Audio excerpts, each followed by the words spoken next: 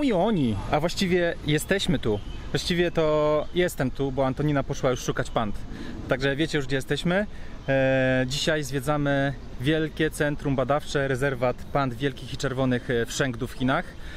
Zaznaczymy na początku, że wszystkim cyrkom i temu podobnym tworom, które wykorzystują zwierzęta i trzymają je na uwięzi, pokazujemy soczyście środkowy palec. Natomiast mamy nadzieję, że tutaj okaże się, że jest troszkę inaczej.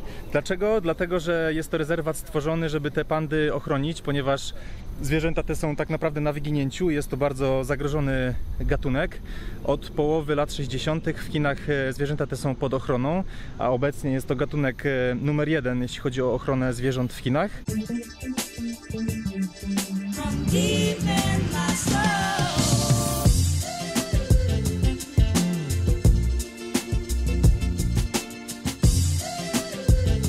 Cały park jest podzielony na kilka wielkich placów zabaw, w których znajdują się różnorodne pandy, od noworodków po półroczne pandy i wszystkie najstarsze. Mamy zwykłe, klasyczne pandy chińskie oraz pandy czerwone. Trzeba przyznać, że warunki są różne. Niektóre place zabaw, takie jak ten, są naprawdę ogromne i widać, że pandy mają tutaj bardzo dobrze, ale są też niektóre pandy zamknięte po prostu w pomieszczeniach 3 na 3 metry i nie wygląda to za ciekawie.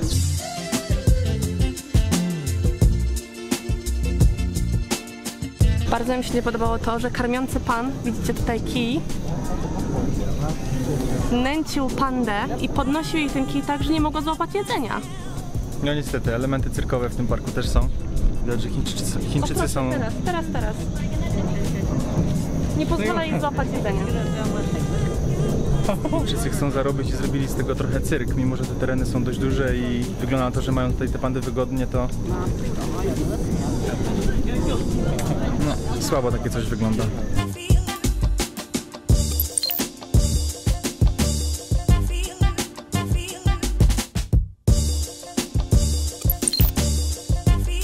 Ten oto osobnik jest ode mnie o 5 miesięcy młodszy. 30-latek.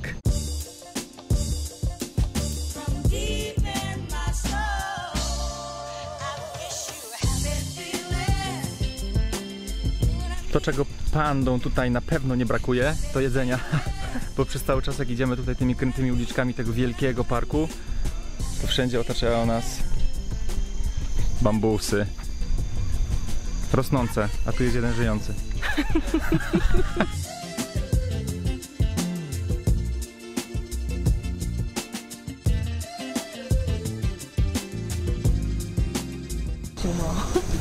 Pytanie za 100 punktów.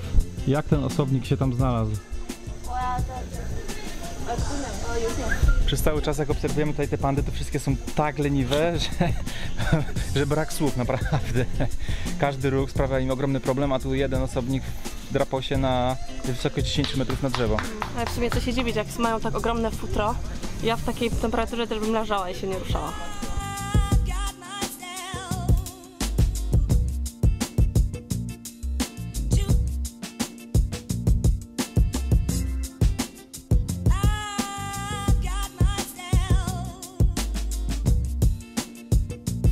Podobno w okresie dojrzewania pandy tyją dziennie po 100 gram. Już chyba wiadomo dlaczego. Pandy żywią się w 99% bambusem, a pozostały 1% to jabłka i pandzi chleb. Fuj. Chętnie żywiłabym się tak samo. Fuj. Spędzanie swojego życia w zamknięciu w takim rezerwacie na pewno nie jest do pozazdroszczenia, mimo że pandy są zwierzętami zagrożonymi i jest to robione niby dla ich dobra. Aczkolwiek na pewno do pozazdroszczenia jest fakt, że spędzają pół dnia na jedzeniu 50 kg bambusa. Może fakt, że jedzą głównie bambusa, to nie jest najfajniejsza sprawa, ale przez pół dnia siedzą i jedzą. No kto by tak nie chciał? Bogactwo!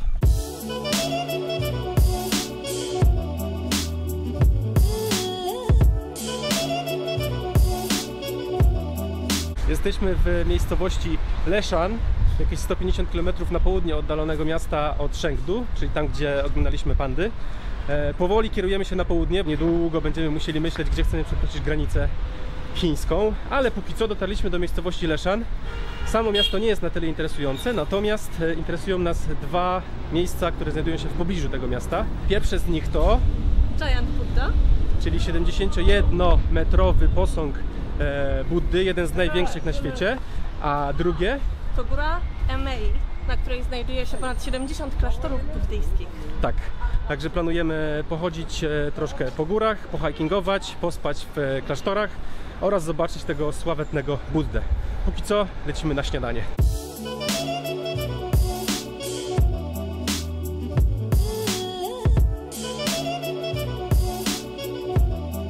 Dostaliśmy zupę, która smakuje jak niczym nieprzyprawiony wywar z kurczaka. Na szczęście główna część śniadania już jest na pełnym kozaku. Wcinamy ryż z wołowinką i z warzywami. Niestety ciężko tutaj jest ogarnąć jakieś normalne europejskie śniadanie, czyli pieczywo z jakimś serkiem albo wędliną. Dlatego stwierdziliśmy, że będziemy po prostu jeść to co Chińczycy, czyli to samo na śniadanie, obiad i kolację. Ale najpiękniejsze jest to, że za oba takie dania zapłaciliśmy łącznie 10 zł. Także teraz z pełnymi brzuchami lecimy zobaczyć tego wielkiego Buddę.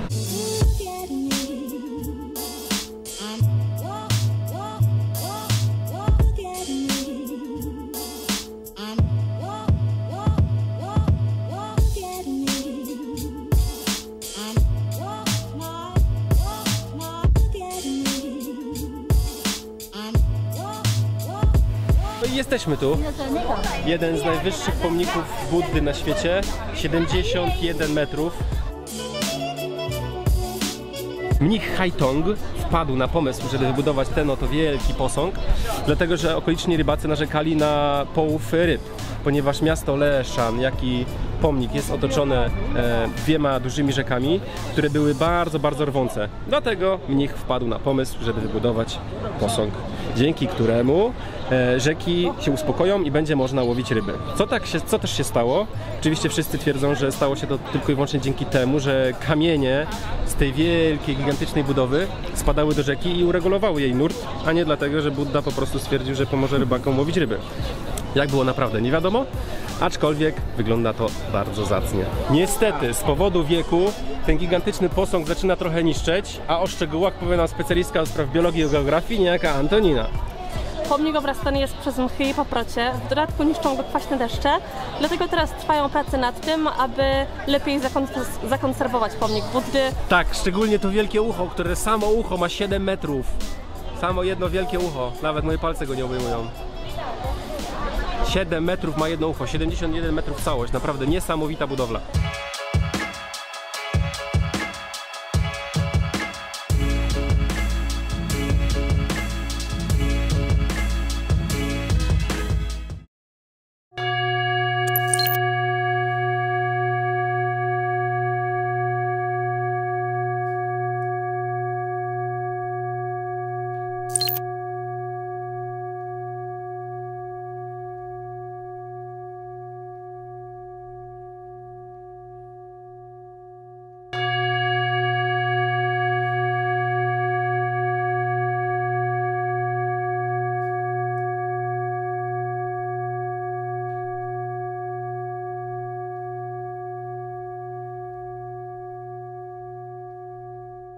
Trzeba przyznać, że klimacik tutaj jest niesamowity. Muszę powiedzieć, że byłem już pod kilkoma znanymi, wysokimi, dużymi budynkami na świecie w stylu wieży Eiffla, Big Bena, Empire State Building, ale chyba ten gigantyczny 71-metrowy pomnik Buddy robi na mnie największe wrażenie. Naprawdę niesamowita rzecz. Odnoszę wrażenie, że ludzie traktują to miejsce jak polską jasną górę. Odbywają się tu wycieczki, pielgrzymki swego rodzaju i pomimo tego, że niby wiadomo, że tak naprawdę to nie Budda, tylko kamienie, które spadły z tej góry, uspokoiły rzekę, to i tak ludzie przychodzą, modlą się, zapalają świeczki, kadzidła, obok odbywają się nauki. Niesamowite. Wystarczy tego buddyzmowania już. Jedziemy troszkę pojeździć i pochodzić po Leszan, które w porównaniu do wszystkich miast, w których byliśmy do tej pory, czyli Pekinu, Xi'an, Chengdu, jest wyjątkowo zielone. Zielone i dość małe. Znaczy wielkości dużego polskiego miasta, jak na Chiny dość małe. Fajnie położone, tak jak mogliście zobaczyć, przy dwóch między dwoma rzekami i na pewno można dobrze zjeść. To już spróbowaliśmy, widzieliście jak jedliśmy śniadanko. Także poszwędamy się, trochę pojemy i pokażemy wam, co tutaj w ogóle jest ciekawego.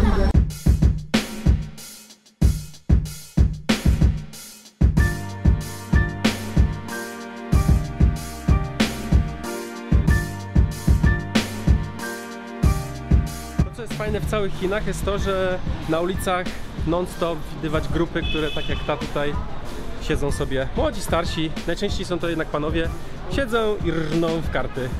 Rano, południe, popołudnie, późne godziny nocne, nie ma znaczenia. Zawsze jakiś stolik na ulicy się znajdzie, siadają i pykają. Jak nie cenić? Mamy restauracyjkę, knajpkę, w której można normalnie zjeść, ale jako, że nie ma interesu, pani kucharz siedzi sobie, jazda, siedzi sobie i gra w karty z obsługą i z dzieciakami. Niestety nie możemy zamienić żadnego zdania, bo nie mówią po angielsku, ale tak to najczęściej wygląda. Jest dużo takich knajpek jak ta, w której można kupić makaron i ryż za dosłownie 5-7 zł. Te knajpki przez większość dnia stoją puste, ponieważ ruch zaczyna się około 16-17, także większą część dnia wykorzystują Chińczycy właśnie w taki sposób. Karty, kości, jakieś gry planszowe, tak to właśnie wygląda.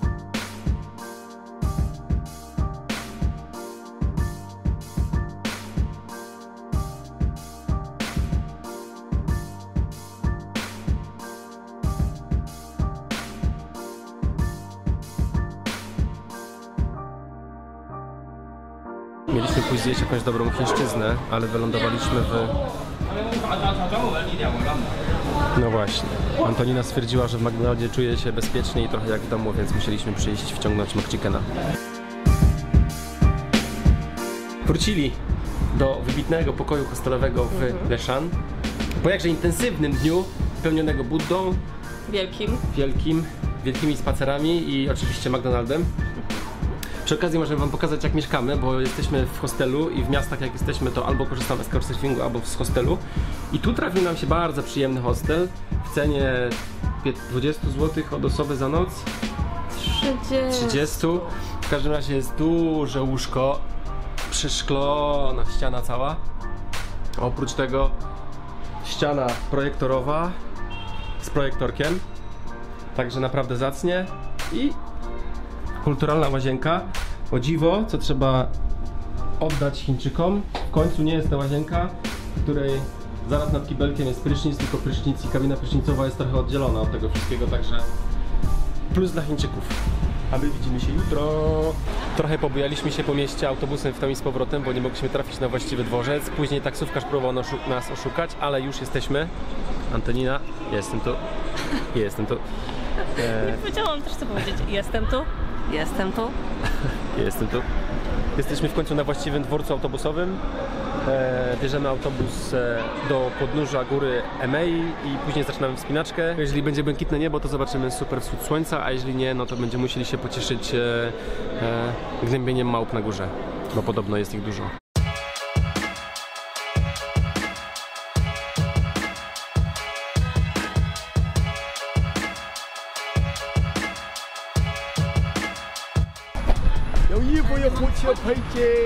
Pan nam chce opchnąć koszuleczki, bo twierdzi, że nam będzie zimno. Faktycznie jest trochę chłodno, jesteśmy w połowie drogi do miejsca, z którego zaczniemy hiking. Autobus tankuje, zaczyna kropić. Mamy nadzieję, że będzie trochę lepiej. Poza tym jest strasznie mglisto, więc za dużo nie widać. Zobaczymy jak będzie na górze.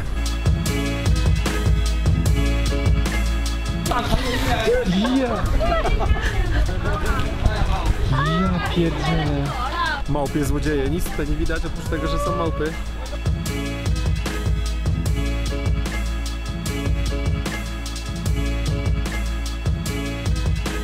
Silent Hill. Nie możemy znaleźć wejścia na szlak. Szlak by trafił. Ha, ha, ha.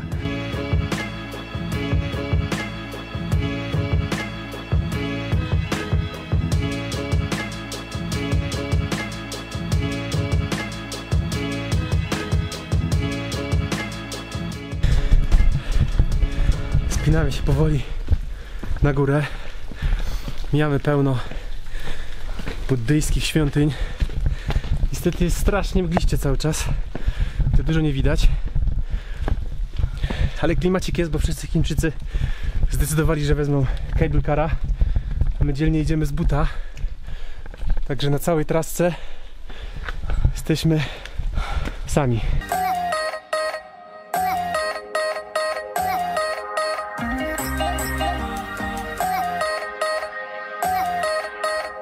Weszliśmy na samą górę, ale niestety pokoje były za 1500 juanów, czyli 750 zł. Więc znaleźliśmy piękny pokój za 100 juanów z tekturki. Z podłogą prosto z cementowni. Piękne kocyki. Piękne kocyki, pić strasznie przemokliśmy. Ja jestem trochę chory, więc już się skitrałem, jak taka pipka. Ale mamy rozgrzewające zupki. Chicken noodle i bamboo noodle. I na tym będziemy walczyć. Jutro rano wstajemy z samego rana i atakujemy szczyt, żeby zobaczyć świt.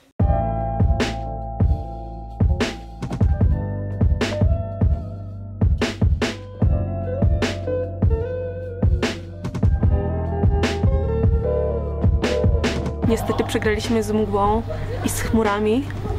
Zakładam, że teraz znajdujemy się w jednej z nich. Jest strasznie zimno. No dobra, ale mimo, że pić niemiłosiernie i muszę siedzieć w śpiworze i w bluzie, to mimo wszystko trzeba przyznać, że jakiś klimacik w tej mgle, w tych chmurach, to wszystko ma. I może nie tyle nie pokażemy wam niczego, ale pokażemy wam chociaż tę świątynię, która robi mega wrażenie, no i ten gigantyczny złoty pomnik Buddy.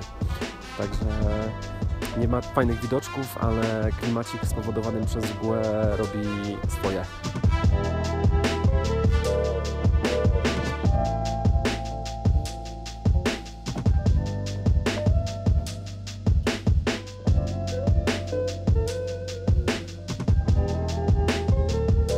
Na czubku góry znajduje się budowa, nie wiemy dokładnie czego, ale ludzie tutaj wchodzą z ogromnymi koszami wypełnionymi materiałami budowlanymi i naprawdę sercem się kraje, jak na nich patrzę, bo to wygląda na ogromny ciężar.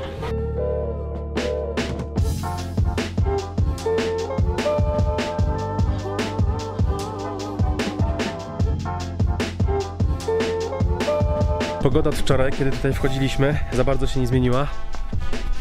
Nadal mleko, dlatego uciekamy, bo za dużo na górze nie zobaczymy.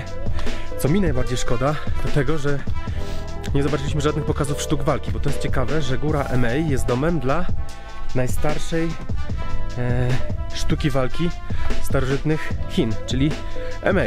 W ogóle wyróżnia się 3 sztuki walki starożytne, czyli MA, Shaolin i Wudang.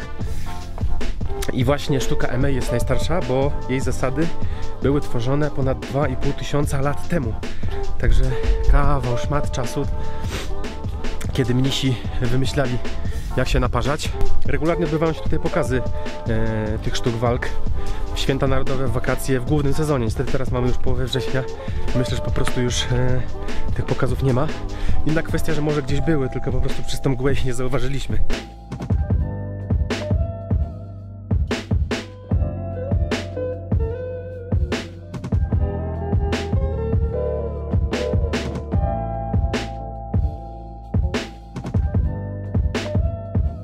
Tu już troszkę jaśnia, więc możemy wam pokazać jedną ze świątyń. Tak to wygląda mniej więcej. Wszystkie te świątynie mniej więcej w taki sposób wyglądają.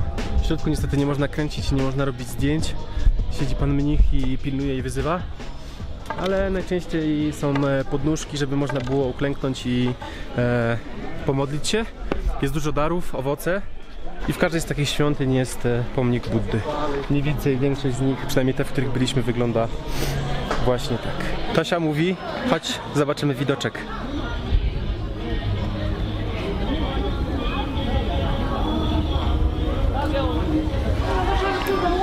Ktoś jest zbyt leniwy, żeby wchodzić albo schodzić z góry, to może skorzystać z usług takich panów tutaj. No. I panowie cię wniosą, zniosą. Ale jako, że my jesteśmy twardziele. Chociaż myślę, że jakby Bartego to poprosił, to raczej by się przerazili i odmówili po raz pierwszy w życiu. Jak się przygotowywaliśmy do wyjazdu na górę MA, czytaliśmy, co można tutaj zobaczyć i jak tutaj dojechać, to wszyscy ostrzegali nas przed tymi nicponiami, które dobiorą się do wszystkiego, szczególnie do plastikowych worków. Tam właśnie kobietka pozbyła się swojego prowiantu na wyjazd. Przyjazne, ale agresywne, duże pazury mają i w ogóle się nie pierdzielą, w sensie wchodzą, o proszę, zabierają wszystko. Antonina w centrum zainteresowania ryzykuje życiem, żeby zdobyć najlepszy materiał. A tutaj rozpiździel. Woda. Wszędzie lawimy wodę.